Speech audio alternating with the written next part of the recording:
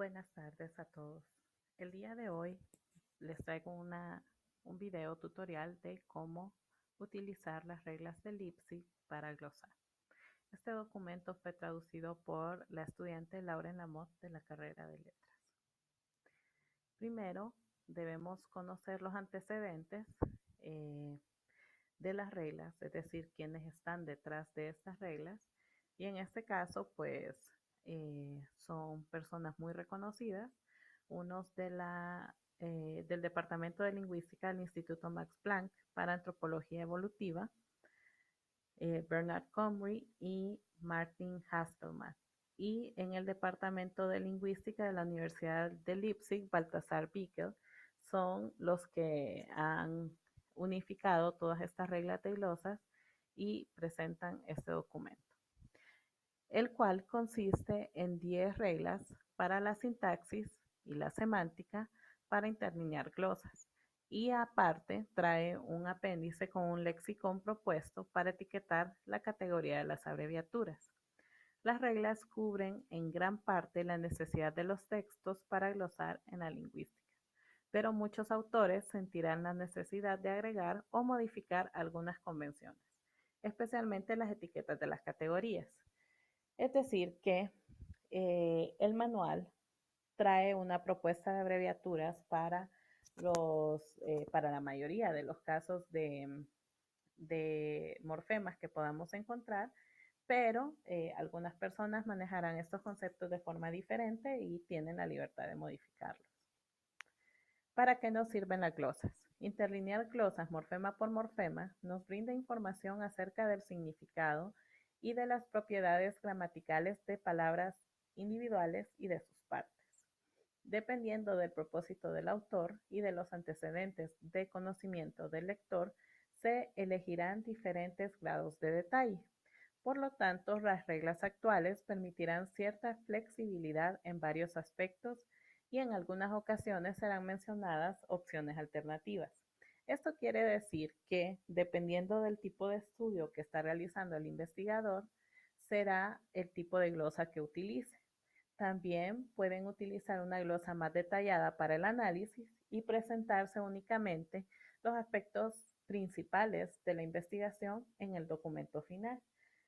Esta flexibilidad que nos presentan estas reglas creo que favorece mucho a todo tipo de investigaciones lingüísticas.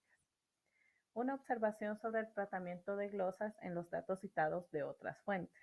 Las glosas son parte del análisis, no parte de los datos.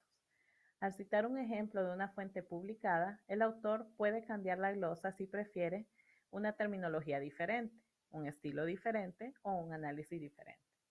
Entonces va a depender de lo que estamos haciendo y de nuestra necesidad, cómo se utilicen estas glosas. Pero sí es muy importante que sepamos que las glosas son nuestro recurso para hacer un análisis estructural de la lengua, por lo que van en nuestro apartado de análisis, obviamente.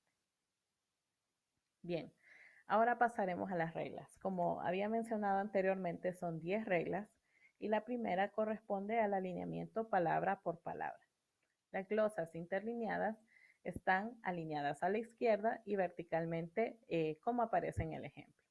En este caso, si observan, tenemos que cada palabra se corresponde a su traducción de forma de orientación a la izquierda, si lo queremos llamar de esa forma, pero también de forma vertical.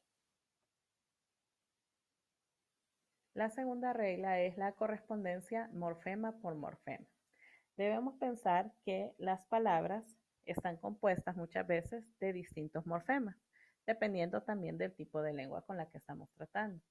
Por ello, es importante que las separaciones de morfemas que hagamos en la glosa también aparezcan de la misma forma en la traducción, ¿verdad? Eso es más o menos lo que se explica acá. Los morfemas segmentales están separados por guiones, tanto en el ejemplo como en la glosa. Debe haber exactamente el mismo número de guiones en el ejemplo y en la glosa, obviamente. En este caso, tenemos esta segunda palabra, la cual consta de 3 morfemas, separados por 2 guiones. Y si se fijan, cada una se corresponde en guiones y en explicación a la palabra ejemplo. Quiere decir que dependiendo de cada palabra vamos a tener el número de morfemas en la glosa. Sí, he de decir que acá hay alguna pequeña desviación, ¿verdad? Porque esto debería estar alineado con la palabra superior, pero por efectos de tamaño de la presentación se tuvo que hacer ese ajuste. Sin embargo, si nos fijamos al inicio, sí se trata de conservar en su mayoría ese tipo de estructura. Dado que los guiones y la alineación vertical, hacen que el texto se vea inusual, puede que los autores deseen agregar otra línea al inicio que contenga el texto no modificado, o pueden recurrir a la opción descrita en la regla 4, ¿verdad? Que la regla 4 va a tener sus apartados. Los límites críticos son marcados por signos iguales, tanto en la lengua objeto y en la glosa. En este caso, este es un ejemplo de cómo haríamos el paso a paso de la glosa. Si se fijan, a diferencia de los ejemplos anteriores como este, acá solo tenemos 3 líneas, que son el ejemplo, la glosa y la traducción. En este caso tenemos 4 líneas, en la cual tenemos el ejemplo y luego lo que hacemos únicamente es separar en la segunda línea cada palabra del ejemplo en sus morfemas. En este caso, esta primera palabra tiene 2 morfemas y si se fijan, la última tiene 3 morfemas. Y luego se hace la traducción y se agregan las abreviaturas de morfemas para luego tener la traducción que buscamos.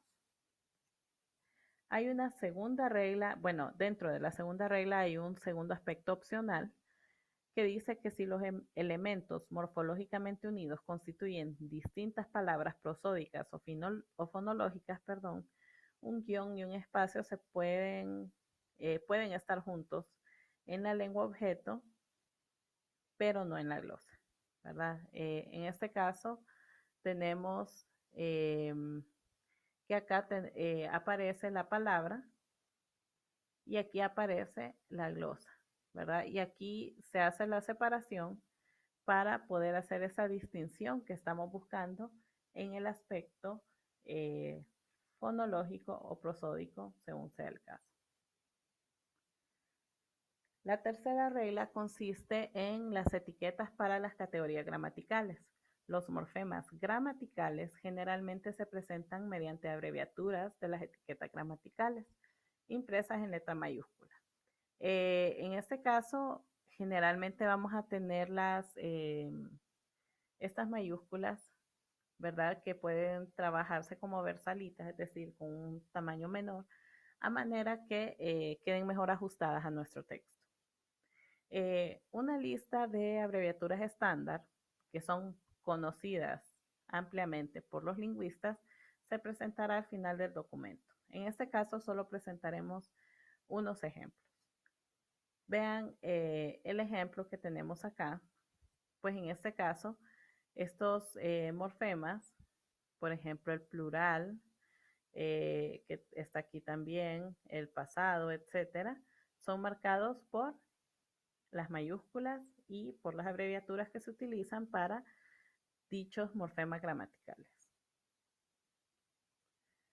La regla 4 tiene diferentes matices y vamos a decidir cuál utilizar dependiendo de lo que andamos buscando. La 4A, que es una regla opcional, dice que si un elemento del lenguaje no es segmentable ni semánticamente formal y solo el metalenguaje parece tener falta del equivalente de una sola palabra, se puede subrayar en lugar de usar el punto, ¿verdad? En este caso, si se fijan, acá lo que tenemos es ese subrayado para no utilizar el punto. La regla 4b, que también es opcional, es que si un elemento del objeto es no segmentable, pero tiene 2 o más significados distinguibles o propiedades gramaticales, se puede utilizar el punto y el coma. En este caso, vemos un ejemplo de latín en el cual tenemos el lexema y tenemos el morfema que corresponde a genitivo y también a plural, ¿verdad? No se pueden separar porque son parte del mismo morfema. Entonces, en este caso, solo se hace una separación del punto y coma. La regla 4C, que es la que se había mencionado anteriormente, es que si no se quiere mostrar la segmentación formal, porque es irrelevante, o para mantener el texto intacto, se pueden utilizar dos puntos. Acá tenemos un ejemplo, ¿verdad? En este caso, tenemos una glosa de litita y aquí tenemos el uso de los dos puntos y tenemos acá el uso del punto para separar estos dos argumentos que son parte de la misma. En esta regla opcional, que es la cuarta parte de la regla 4, dice que si una propiedad gramatical del lenguaje es señalada por un cambio morfofonológico, ya sea una mutación, una alternancia de tono, etcétera, se utilizará una barra invertida para separar la etiqueta de la categoría y el resto de la glosa.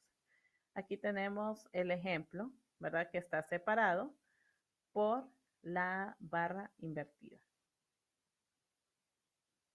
La quinta opción de la regla 4 es que si un idioma tiene afijos de persona número que expresan el argumento similar al de un agente y el paciente de un verbo transitivo, se puede utilizar el símbolo mayor que en la glosa para indicar que el primero es el argumento y el segundo es el argumento del paciente. En este caso, no tenemos el ejemplo muy claro porque acá hubo un error, ¿verdad? Y no se puede ver con claridad dónde va el símbolo. Sin embargo, si nos ponemos a analizar un poco la glosa, dice la traducción, ustedes dos, ¿a quién quieren lanzar? ¿Verdad? Entonces, tenemos un agente y un paciente. En este caso, el paciente, el agente, perdón, sería ustedes dos, ¿verdad? Entonces, en este caso, tendríamos que tener acá el mayor que. La regla 5 son las etiquetas de persona y número. La persona y el número no son separadas por un punto cuando ocurren en ese orden.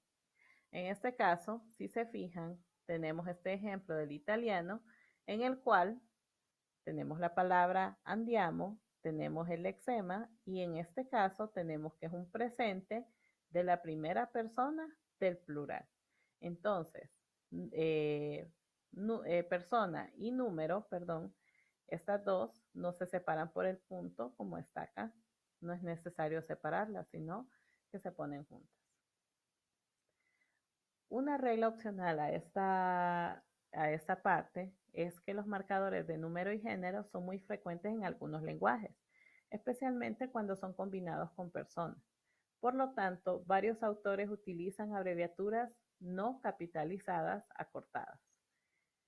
Si se adopta esta opción, entonces la segunda glosa, perdón, aquí es usada en 11, ¿verdad? Entonces tenemos esta opción y esta de acá.